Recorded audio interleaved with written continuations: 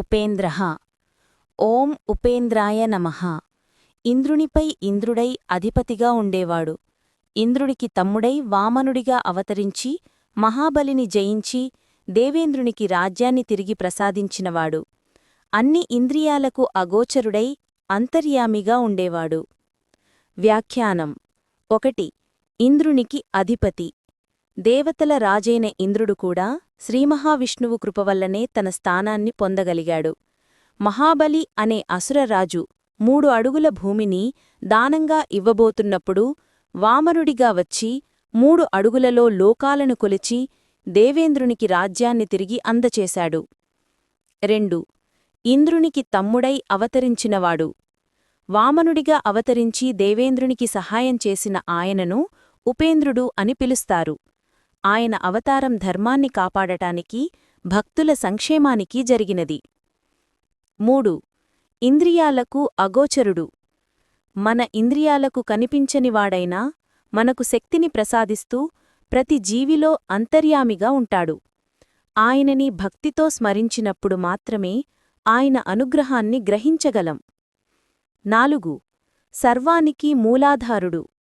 ఆయననే జగత్తును సృష్టించినవాడు. ఆయనలోనే బ్రహ్మాండమంతా నిక్షిప్తమై ఉంది. ఆయన బయట నుండి భూమిని, లోపల నుండి ప్రతి జీవిని నియంత్రిస్తూ జగత్తును నడిపిస్తాడు. 5. భక్తితో సులభంగా అందుకునేవాడు. ఆయన అనుగ్రహం పొందడానికి విశేషమైన యజ్ఞాలు అవసరం లేదు. శుద్ధమైన భక్తితో ఆయనను స్మరించిన వారికి తక్షణమే కరుణ ప్రసాదిస్తాడు. వామనుడు అంటే చిన్నవాడిగా, అందంగా, కనులకు కింపుగా కనిపించే రూపంలో అవతరించినవాడు. ఇంద్రునికి సహాయంగా వామనావతారంగా అవతరించి మహాబలిని జయించి ఇంద్రుని రాజ్యాన్ని తిరిగి అందించినవాడు. ఇంద్రునికంటే శ్రేష్ఠుడైనవాడు. వ్యాఖ్యానం 1. ఇంద్రునికి సహాయంగా అవతరించినవాడు. మహాబలి అనే అసురుడు దీక్షచేసి దేవేంద్రుణ్ణి ఓడించి రాజ్యాన్ని ఆక్రమించాడు. తన కొడుకైన ఇంద్రునికి రాజ్యం తిరిగి దక్కాలని అతని తల్లి అదితి విష్ణువును ప్రార్థించింది. ధర్మాన్ని కాపాడేందుకు విష్ణువు వామనుడిగా అవతరించి ఇంద్రునికి తమ్ముడై భిక్షగా 3 అడుగుల భూమిని కోరాడు. ఆ రూపంలో ఆయన ఇంద్రునికి సహాయం చేశాడు. 2. చిన్న రూపం, కాని అపారశక్తి. వామనుడిగా చిన్నగా కనిపించినప్పటికీ త్రివిక్రముడిగా 3 లోకాలను కొలిచి మహాబలిని జయించాడు. ఇది ఆయన శక్తికి, పరమాత్మతత్వానికి నిదర్శనం. 3. ఇంద్రునికంటే శ్రేష్ఠుడు. ఇంద్రుడు తన శక్తితో గోకులాన్ని నీటిలో ముంచడానికి ప్రయత్నించినప్పుడు కృష్ణుడు గోవర్ధన పర్వతాన్ని గొడుగులా పట్టి ఇంద్రుని ఓడించాడు. దీనివల్ల వామనుడైన విష్ణువు ఇంద్రుడికంటే శక్తిమంతుడని తెలుస్తోంది. ప్రాంశుః ఓం ప్రాంశుభ్యో నమః. ప్రాంశుః అంటే అత్యున్నతమైన, విశాలమైన రూపంతో వెలిగేవాడు. త్రివిక్రముడై 3 లోకాలను కొలిచినవాడు. మహాబలిని జయించి అతని అహంకారాన్ని తొలగించినవాడు. వ్యాఖ్యానం 1. ఎత్తైన ఉన్నతమైన రూపం. వామనుడిగా చిన్నగా కనిపించిన ఆయన త్రివిక్రముడిగా రూపాంతరం చెంది 3 లోకాలను ఒక్క అడుగులో కొలిచాడు. ఆయన రూపం ఎంత ఎత్తుగా, విశాలంగా ఉందో దీని ద్వారా తెలుస్తోంది. అందుకే ఆయనను ప్రాంశువు అని పిలుస్తారు. 2. మహాబలిని జయించిన విధానం. మహాబలి తన శక్తితో గర్వంతో నిండిపోయాడు. వామనుడైన శ్రీమహావిష్ణువు అతని అహంకారాన్ని తొలగించడానికి చిన్న బ్రహ్మచారి రూపంలో వచ్చాడు. ఆ రూపం అతని హృదయాన్ని ఆకట్టుకొని ధర్మాన్ని నిలబెట్టింది. 3. భక్తులకు ఆనందాన్ని ప్రసాదించేవాడు. చంద్రోగ్య ఉపనిషత్ ప్రకారం యో వామనీ ఇవ సర్వానీ వామానీ నయతి అంటే భక్తుల కోరికలను నెరవేర్చేవాడు. ఆయనను చూసిన వారందరికీ ఆనందాన్ని కలిగించేవాడు. 4. త్రివిక్రముడు ముల్లోకాలను ఆక్రమించినవాడు. భగవద్గీతలో చెప్పినట్లు జగత్తు మొత్తాన్ని తన రూపంగా మార్చి 1 అడుగుతో భూమిని, 2వ అడుగుతో ఆకాశాన్ని కొలిచిన త్రివిక్రముడే ప్రాంశుః. అమోఘః ఓం అమోఘాయ నమః. అమోఘః అంటే మహద్భావంతో, సరైన కారణంతో విశేష పరిణామాలను కలిగించే పనులను చేయువాడు. ఆయన చేసిన ప్రతి కార్యానికి పరమార్థం ఉంది, ఏదీ వ్యర్థం కాదు. వ్యాఖ్యానం: ప్రతి కార్యానికి కారణయుక్తత. శ్రీహరి చేసిన ప్రతి కార్యం యాదృచ్ఛికంగా జరగదు. ప్రతి చర్యకు లోతైన కారణం, పరమ లక్ష్యం ఉంటుంది. ఆయన కార్యాలకు వ్యర్థత లేదు. వామనావతారంలో అమోఘత్వం. వామనుడైన శ్రీహరి మహాబలి యజ్ఞంలో 3 అడుగులు భూమిని అడిగిన వెంటనే మహద్భావంతో తన్నుతాను త్రివిక్రముడిగా మార్చుకుని 3 లోకాలను ఆక్రమించు చేశాడు. ఇదే ఆయన అమోఘత్వానికి గొప్ప ఉదాహరణ. శ్రీ ఆదిశంకరాచార్యుల అభిప్రాయం: వామనుడిగా చిన్నగా వచ్చి త్రివిక్రముడిగా 3 లోకాలను ఆక్రమించిన అదే పరమేశ్వరుడు. ఆయననే అమోఘుడు అని పిలుస్తారు. ఆయన రూపం చిన్నది నుంచి గొప్పగా పరిణమించడం ఆయన సంకల్పానికి గుర్తు. హరివంశం ఆధారం. మొదట ఆయన సూర్యుడు చంద్రుడు నీ 2 కళ్ళుగా చేసుకుని భూమిని కొలిచేటప్పుడు వాటిని తన వక్షస్థలానికి సమంగా, ఆకాశాన్ని కొలిచేటప్పుడు నాభికి సమంగా, స్వర్గాన్ని కొలిచేటప్పుడు మోకాళ్ల వద్దకు తీసుకువచ్చినట్లు శాస్త్రాలలో వర్ణించబడింది. శుచిః. ఓం శుచయే నమః. శుచిః అంటే పరమపావనమూర్తిగా, ఏ విధమైన దోషమూ మాలిన్యమూ అంటనివాడిగా, ప్రత్యుపకారం కోరని పరిశుద్ధుడిగా, భక్తులను పవిత్రులుగా చేయువాడిగా ఉండే భగవానుడు.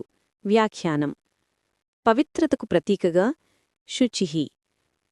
శుచ్యతే ఇతి శుచిః. శుద్ధిని ప్రసాదించేవాడు శుచిః. ఆయన స్వరూపమే శుద్ధమైనది, కర్మల ప్రభావానికి అతీతమైనది. ఆయన నిత్యంగా పరమాత్మస్వరూపుడు కాబట్టి ఆయనపై ధ్యానం చేసినవారు, ఆయనను స్తుతించినవారు, ఆయనను ఆరాధించినవారు పవిత్రులవుతారు. అనఘత్వంతో అనుసంధానం. ముందుగా చూశాం. ఆయన అనఘుడు అంటే పాపరహితుడు. అదే స్వభావానికి మరో రూపమే శుచిః. ఆయన పవిత్రతకు అంతంలేదు. ధర్మానుసారంగా చేసే కార్యాలు ఆయన పవిత్రతను ఎప్పటికీ తగ్గించవు. పవిత్రతకు శాస్త్రీయ ఆధారం. ఇషావాసి ఉపనిషత్తులో శుద్ధం అపాపవిద్ధం అస్పర్శశ్చ మహాన్ శుచిః అని ఉంది. ఆయన స్పర్శమాత్రమే సరిపోతుందని, ఆయన పవిత్రత అపారమని ఇది సూచిస్తుంది. భగవానుని స్మరణద్వారా శుద్ధి. ఆదిశంకరులు ఇలా వ్యాఖ్యానిస్తారు: స్మరతాం స్తువతాం ఆర్చయతాం చ పవిత్రత్వాత్ శుచిః. అంటే ఆయనను జపించినా, స్తుతించినా, ఆరాధించినా మనిషి పవిత్రుడవుతాడు. ప్రపంచమంతటా ఆయన పవిత్రత. శ్రీ సత్యదేవ వశిష్ఠుడు ఇలా పేర్కొంటాడు: ఆయన చేసిన ప్రతి కార్యం పవిత్రతతో నిండిన అందంగా ఉంటుంది. ప్రకృతి అందాలైన చెట్లు, జంతువులు, నదులు, నీళ్లు ఇవన్నీ ఆయన పవిత్ర స్వరూపానికి నిదర్శనాలు. ధ్యానశ్లోకానికి అనుసంధానం. విష్ణు సహస్రనామంలోని ధ్యానశ్లోకంలో అవికారాయ శుద్ధాయ నిత్యాయ పరమాత్మనే అని పేర్కొన్నట్లు ఆయన నిత్యమైన, మార్పులకు అతీతమైన, శుద్ధమైన, పరమమైన స్వరూపుడని గ్రహించవచ్చు. ఊర్జితః. ఓం ఊర్జితాయ నమః.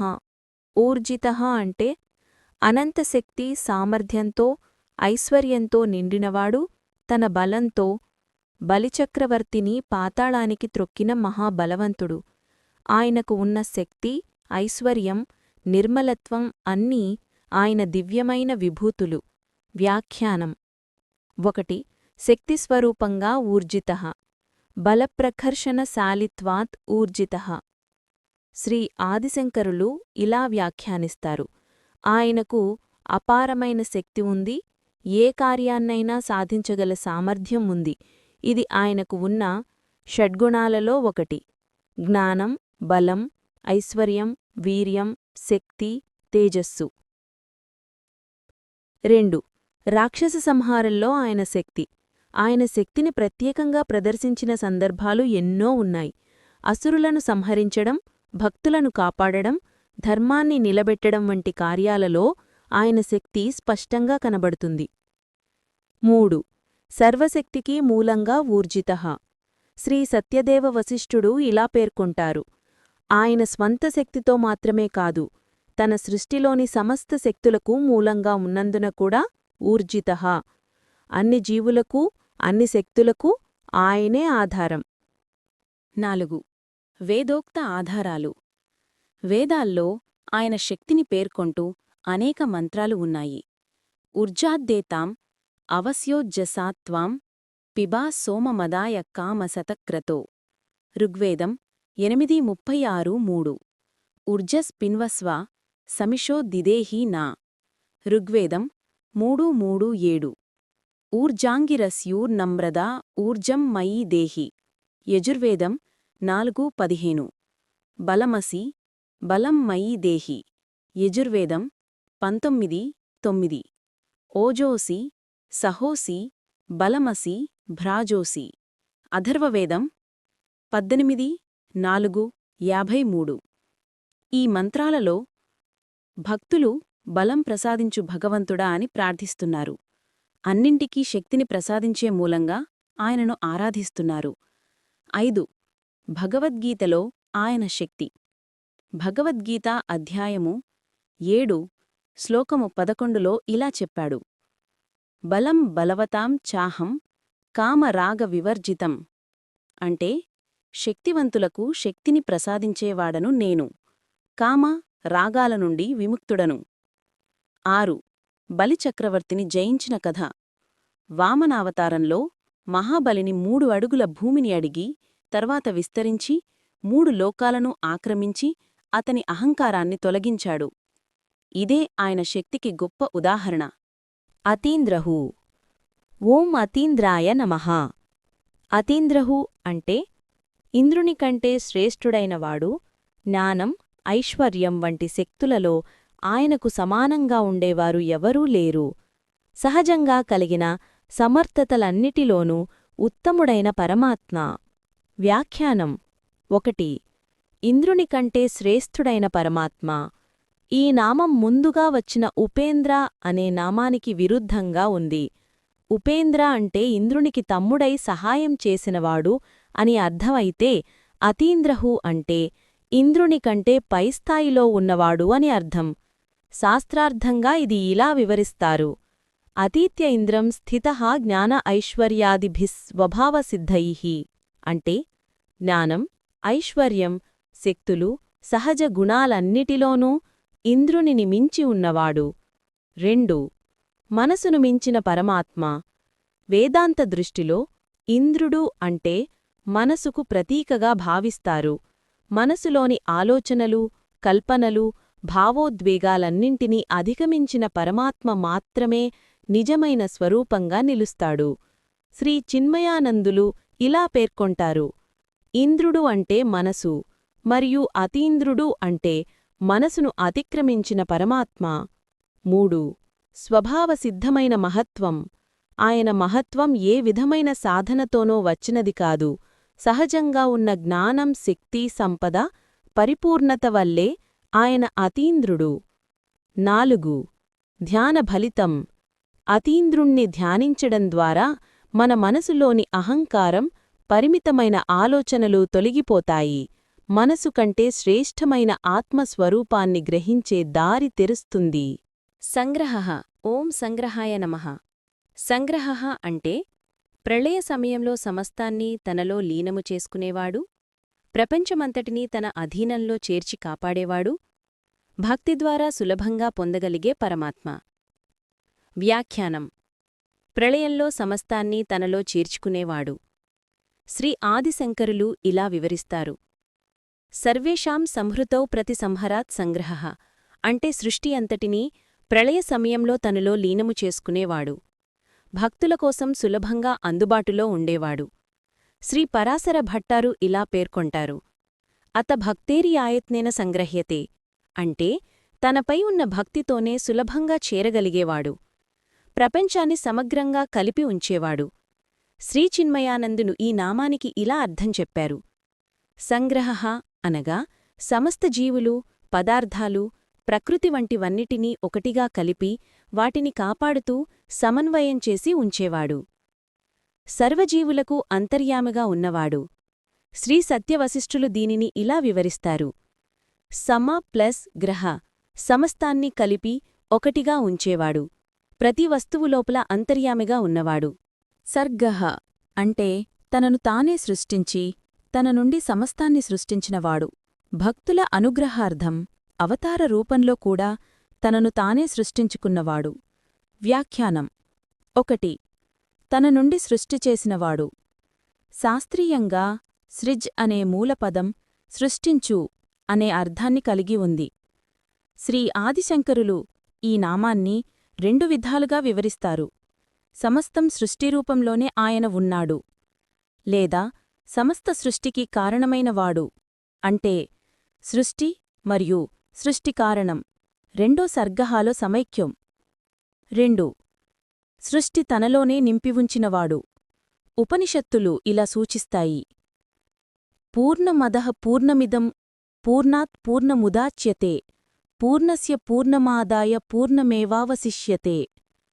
అంటే పరిపూర్ణుడు తనలో నుండి పరిపూర్ణమైన ప్రపంచాన్ని సృష్టించగా ఆయన స్వయంగా కూడా పరిపూర్ణుడే ఉన్నాడు. 3. భక్తుల కోసం అవతరించేవాడు. భక్తులకి అనుగ్రహం ప్రసాదించడానికి అవతార రూపంలో కూడా ఆయన తనను తానే సృష్టించుకున్నాడు. అంటే భక్తి సాధనలో ఆయన సృష్టి, సహజరూపం వాస్తవం మరియు సృష్టి రెండూ గ్రహించబడతాయి. ధృతాత్మ. ఓం ధృతాత్మానే నమః. ధృతాత్మ అంటే అన్ని ఆత్మలకు ఆధారమవుతున్నవాడు. సకల జీవాత్మలను మద్దతుగా నిలబెడుతూ ఎప్పుడూ స్థిరంగా మార్పులు లేని స్వభావాన్ని కలిగినవాడు. వ్యాఖ్యానం శ్రీ పరాశర భట్టారు ఈ నామాన్ని ఇలా వివరిస్తారు: ధృతః ఆత్మా ఏనః సహ ధృతాత్మ. అన్ని జీవాత్మలను ఆధారంగా నిలుపుచున్నవాడు, లేదా ఎలాంటి మార్పుల్లేకుండా తనను తాను నడిపించేవాడు. శ్రీ ఆదిశంకరుల వ్యాఖ్యానం: ఏకరూపేణ జన్మాదిరిహితతయా ధృత ఆత్మా ఏనా సహ ధృతాత్మ. తన ప్రతి అవతరణలో ఒకే రూపం, ఒకే స్వభావాన్ని చూపిస్తూ ఎప్పటికీ మార్పులు లేనివాడు. జననం, ఇష్టాలు, ద్వేషాలు వంటి షడ్భావ వికారాలు ఆయనలో లేవు. ఆయన ఎప్పటికీ స్థిరమైన స్వరూపంలో ఉన్నాడు. నియమః. ఓం నియమాయ నమః. నియమః అనగా అన్ని సృష్టులకు విధానాలను ఏర్పాటు చేసే, నియమాలు విధించే, నియంత్రించేవాడు, భక్తులను కాపాడేవాడు మరియు శత్రువులను నియంత్రించేవాడు. వ్యాఖ్యానం 1. ప్రతి సృష్టికి నియమాలు. భగవాన్ ప్రతి జీవ, ప్రతి పదార్థానికి అనుగుణంగా కర్తవ్యం, శక్తి, విధానాలను కేటాయిస్తాడు. 2. ప్రకృతి శక్తుల నియంత్రణ. సూర్యుడు, చంద్రుడు, గాలి, జలాలు, మృతి, ఇతర సహజ శక్తులు ఇవన్నీ భగవానుని నియంత్రణలో ఉంటాయి. ఆయన ఈ శక్తులను సక్రమంగా నడిపిస్తాడు. 3. భక్తులకు రక్షణ. భక్తుల శత్రువులను, చెడైన శక్తులను భగవాన్ నియంత్రిస్తాడు. యమః. ఓం యమాయ నమః. భగవంతుడు అంతర్గతంగా సమస్త జీవుల హృదయాలలో నిదర్శనంగా ఉంటూ వారిని నడిపించేవాడు. ఆయనలో అన్ని జీవుల అంతరాత్మలపై పరిపాలనా శక్తి ఉంటుంది. వ్యాఖ్యానం 1. యమః అనగా పరిపాలకుడు. సమస్త జీవుల హృదయాల్లోని అంతరాయాలను సరిచేసి వారిని సరైన దిశలో నడిపించేవాడు. నియమః, యమహాలకు మధ్య భేదం. నియమః భగవంతుడు బాహ్యంగా విశ్వాన్ని నియంత్రిస్తాడు. యమః ఆయన అంతరాత్మగా ప్రతి జీవులో పనిచేయడం ద్వారా నియంత్రణ చేస్తాడు. బృహదారణ్యక ఉపనిషత్తు ఇలా చెబుతుంది: యః సర్వాణి భూతాని అంతః యమయతి. సమస్త జీవులలో ఆయన అంతర్గతంగా ఉన్నాడని, వారిని నడిపిస్తాడని. యః పృథివీం అంతః యమయతి. భూభూతాలను ఆయన అంతర్గతంగా పాలిస్తాడని. యః ఆత్మానం అంతః యమయతి. జీవాత్మలను అంతర్గతంగా నడిపిస్తాడని. అంటే యమఃగా భగవంతుడు అంతర్గతంగా, నియమఃగా బాహ్యంగా విశ్వాన్ని, జీవులను పరిపాలిస్తూ నియంత్రిస్తాడు.